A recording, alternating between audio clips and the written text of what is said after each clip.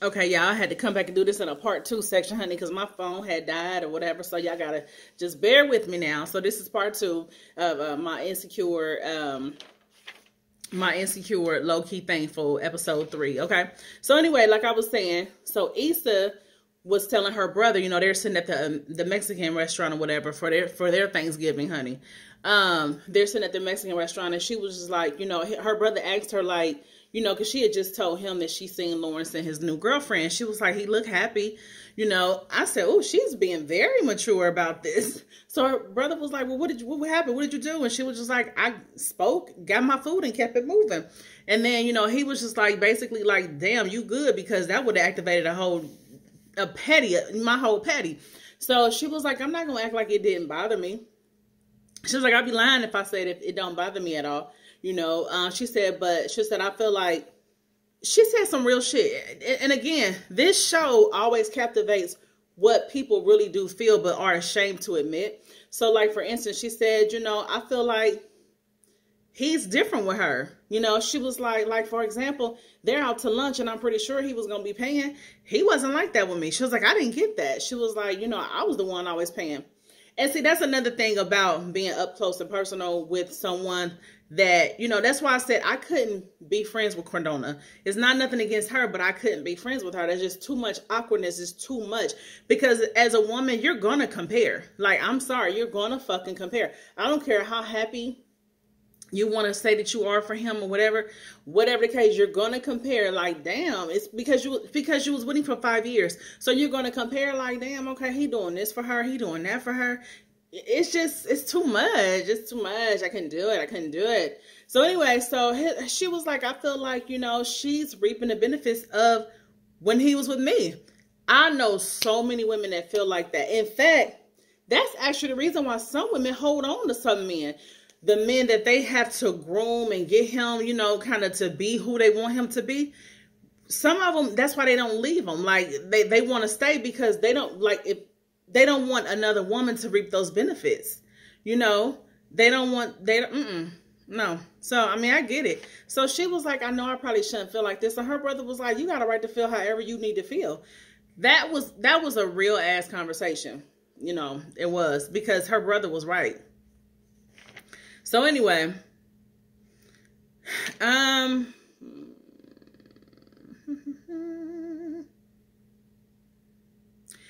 and her family are playing Taboo, and Molly was still kind of acting weird towards her father. And so her brother took her, you know, basically was like, hey, Molly, won't you help me in the kitchen? He had a heart-to-heart with her motherfucking ass real quick. Like, look, how long you gonna push this? Like, how long you gonna be acting shitty towards dad? You know, you got this weird vibe going on, and you've been having it for weeks. You know what I'm saying? And she was like, well, I mean, everybody else can get over it, but that really fucked me up, finding out the information about dad. You know, finding out that her dad cheated on her mom. I felt like Molly was coming off like a spoiled brat. You know, it's like, I mean, it's like this.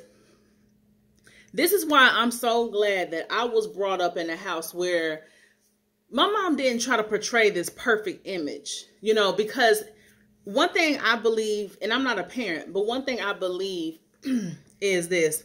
I don't believe you should try to portray that, you know, if it's a 2-parent home, I don't think that the parents should try to portray this perfect situation.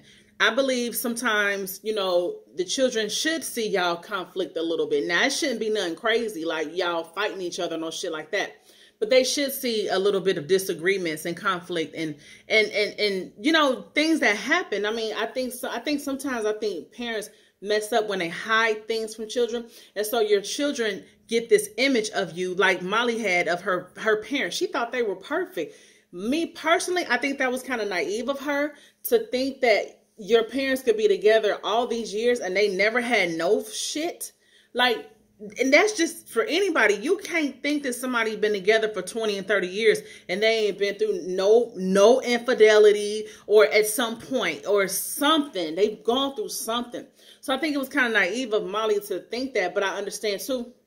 Her parents didn't allow her to see what was going on, you know, in their marriage or whatever. So she developed this image of her father. And when she found out that, damn, my dad isn't so perfect after all. He's actually just, he's like any other man. He's a human being.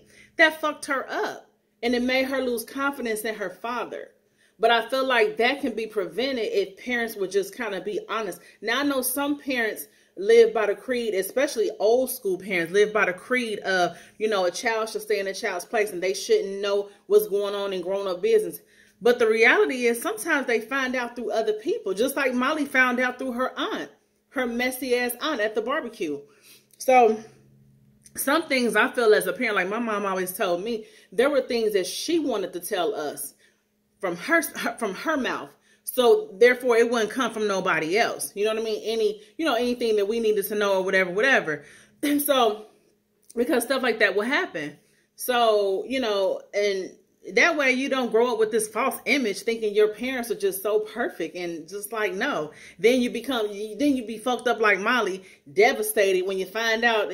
And really, like, that ain't no big biggie for real. Especially at her age, she grown as fuck. Like, bitch, you salty because your dad cheated on your mama years ago. Bitch, please. Welcome to the fucking club, okay? Like, the fuck out of here. I'm not saying everybody go through cheating. I'm just saying a vast majority of them do. Like, come on. The fuck? So, my mom got cheated on, you know what I'm saying? And I knew that when I was a kid, you know what I mean? So,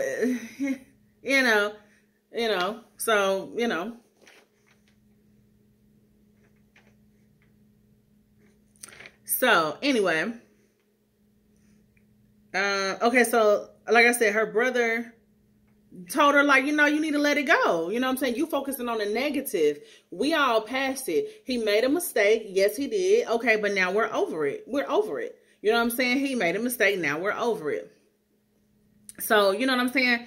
So, Molly thought about it like, damn, you know what? He right. You know what I mean? She was focusing on the negative shit. And so, at this point, Molly had a change of heart. So, she goes out. She brings her dad a piece of pie.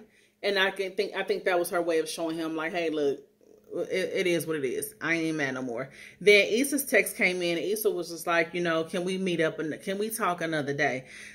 I think Issa didn't feel like dealing with Molly. Issa didn't feel like dealing with that whole energy. She didn't feel like dealing with that whole situation. She just was like, you know what? Can we just do this another day?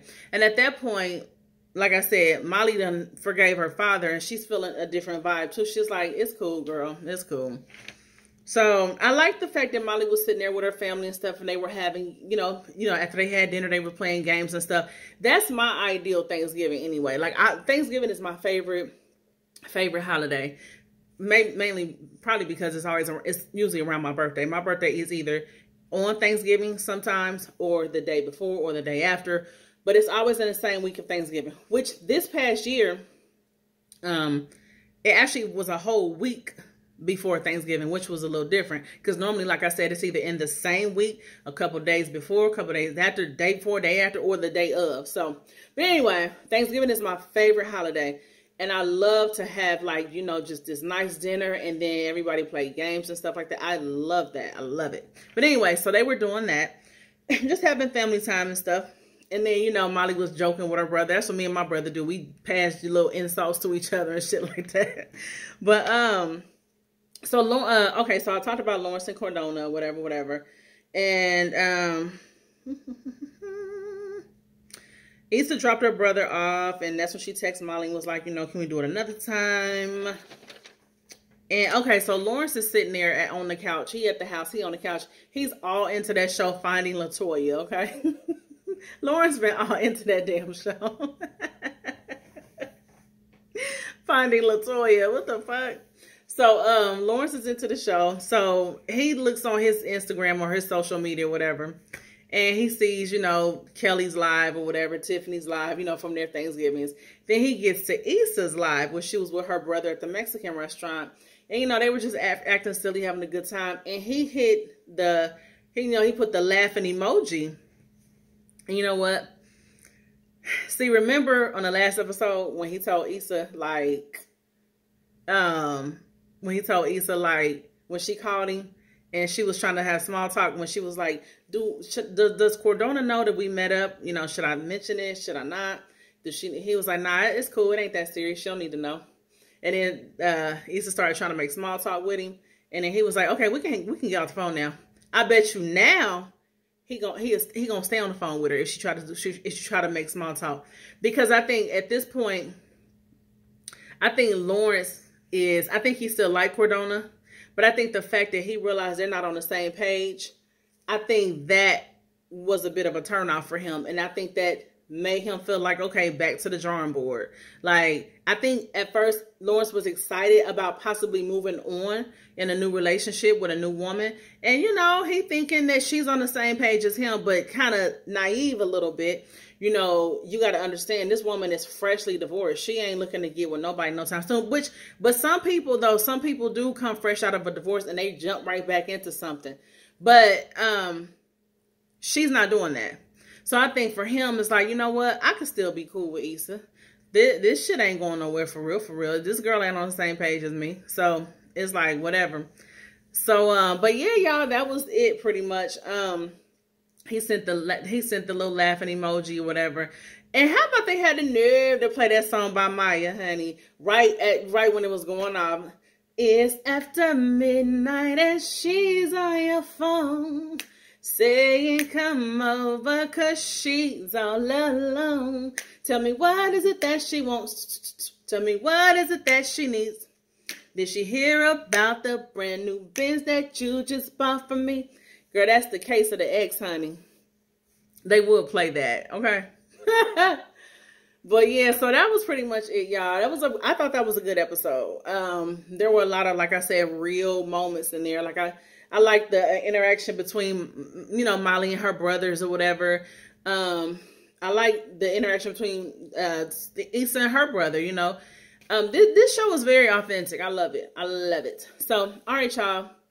Don't forget to subscribe and comment. Also, don't forget to check out my podcast, Conversations with Miss Marcy, on iTunes, Spotify, Anchor, Google Podcasts, and all that good stuff. Okay. All right, y'all. I'm out of here. Peace.